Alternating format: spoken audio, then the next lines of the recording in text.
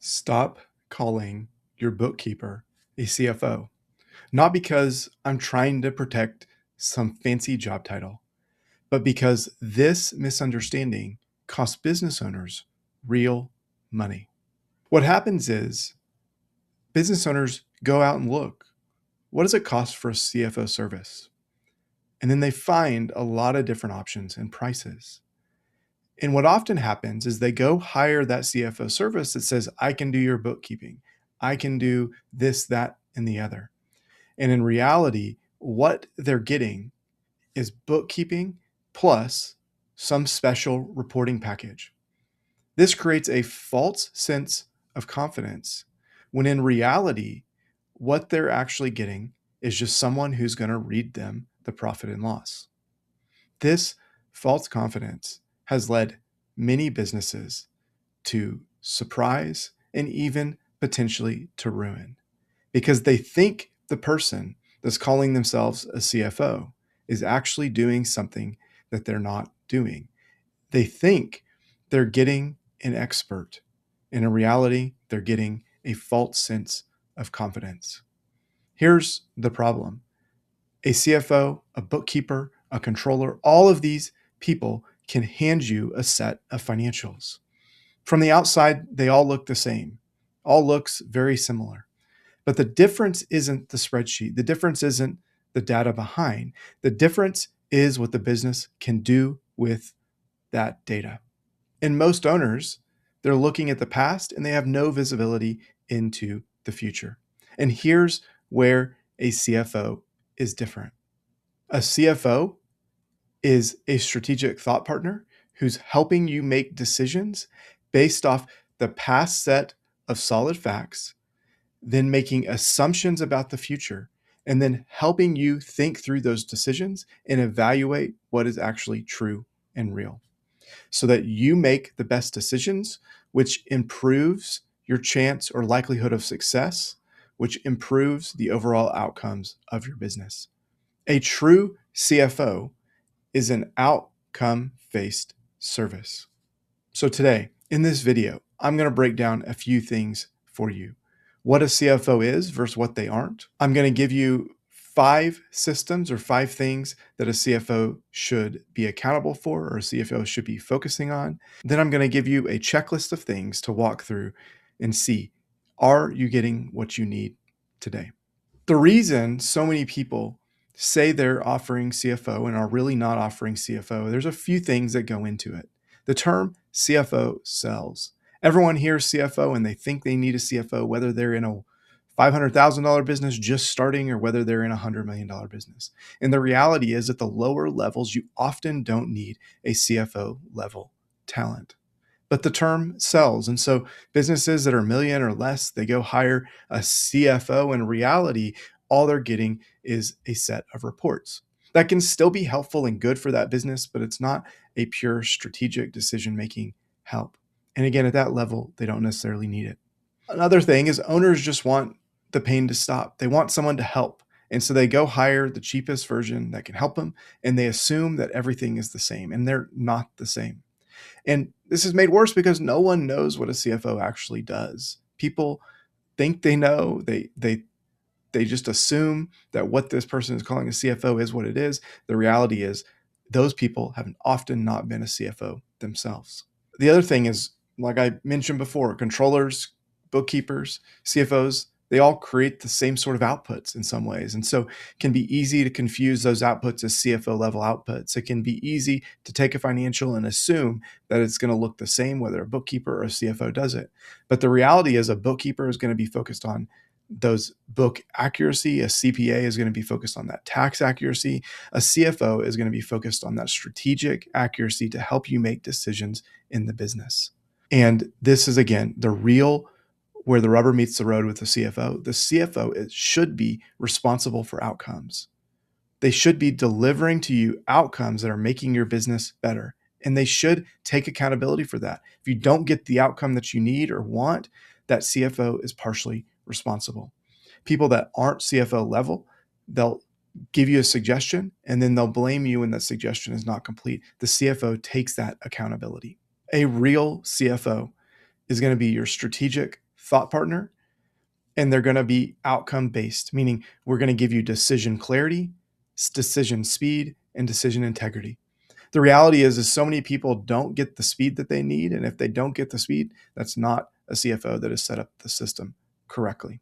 A CFO is not the person that makes the P&L pretty, who closes the books, who builds the dashboard, who explains to you last month's and gives you the transaction details, is not the hero who holds everything together. Some CFOs may do parts of these functions depending on the size and type of the business, but that's not where their value is actually being derived. So I want to talk about 5 systems that the CFO should put in place and what each of those things looks like.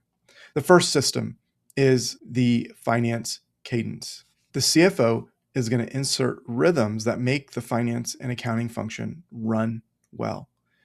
Weekly cash numbers, monthly close and decision reviews, quarterly planning, annual planning, and scenario refreshing. The CFO is going to plan this whole structure to make sure the business runs well and you have the information you need to make the best decisions. Some of the things the CFO is not going to do themselves, but they'll set and create the structure behind it so the people below them can execute on those things. The next system they're going to put in place is cash visibility. We want to make sure that we know where the cash has gone and where the cash is going. And the where it's going is the important part here.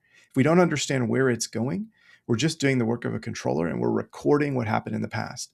The CFO is going to tell you where it's going in the future, which will help you make the best strategic decisions you can. And they'll often help you make those decisions sitting by your side. Clean month-end close. The data has to be good for the CFO to be able to help you with your decision making. So while the controller may do the actual close process, the CFO is ultimately accountable for the clarity, completeness, and cleanness of the data that comes every single month. Until the CFO can get confidence on that data, they can't actually start with the strategic decision making and thought partnership. So the CFO is responsible for making sure it's done right, though they may not be doing that work themselves. Then 4, we need a decision meeting infrastructure, meaning we're going to establish, say, monthly financial reviews, but if we don't make decisions based off of the data that we're looking at, those meetings might as well have not happened. The CFO needs to put in the infrastructure, whether that's meetings, whether that's the right set of data, whatever that looks like for that business, so that you can make decisions and we're scheduled to look at stuff and make decisions on a regular cadence. If we're looking at the numbers and we're not making decisions off of them, the CFO is not appropriately doing that job yet. We want to create a system about what gets reviewed, what questions must be answered, what decisions must be made, who must follow through, who owns things, and how decisions are documented and revisited. We want to understand, okay, revenue was down 10%. What do we need to do? What decisions do we need to make? What things do we need to do to improve the business? And then last, we want to have redundancy. Redundancy makes sure that the system is not relying on one person. This is not only redundancy for the CFO, this is redundancy for the team.